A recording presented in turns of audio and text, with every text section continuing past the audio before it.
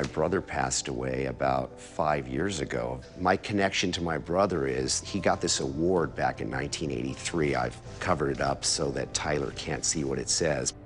But he had a very untimely death in a situation where we weren't speaking. I felt guilty about things, and then he left my mother alone. He was very close to my mother, and he never met my kids.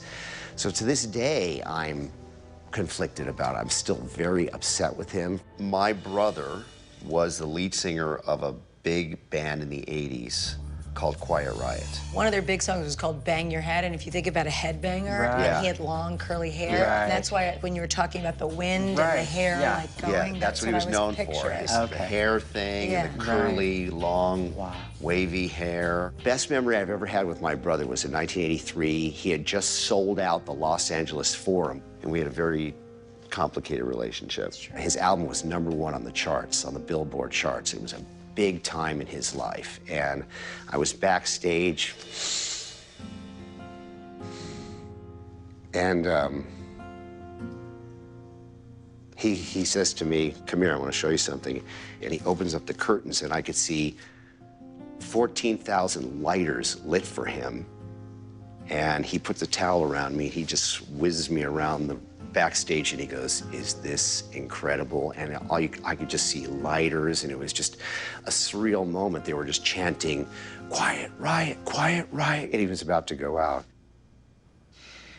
This feels like a drug overdose. Exactly what it was. He's referencing to the fact that he mixed two drugs.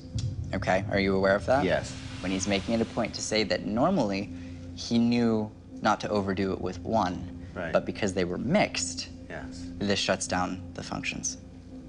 Yeah, I feel like I'm using like an upper and a downer is kind Right. of the way I would describe Right. it. Does that make sense? Exactly right. That's exactly right. Okay. Cocaine and Ambien. Okay.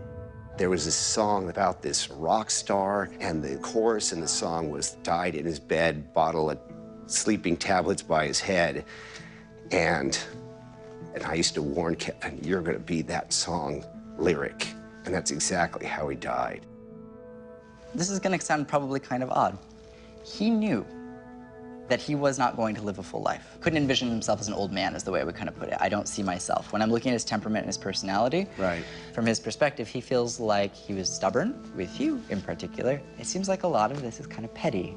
Like there's just stupid, petty crap that should not have contributed to that much of a disconnect. And he takes accountability. Exactly right. And that's the way he puts it. And he takes accountability for his role in it. He's perfectly fine. He's completely at peace when he comes through. He's lovely. But he definitely comes through and is apologetic for the bridges that he burnt. Tyler was immediately able to pick up. He had a larger-than-life personality, and there were issues of guilt there, and that he was at peace about everything. And so that's really going to help me going forward, because I think I can let go of a lot of the unresolved conflicts I had and feelings of adversarial feelings about my brother, and I think it's just time to move on, and I thank Tyler for that.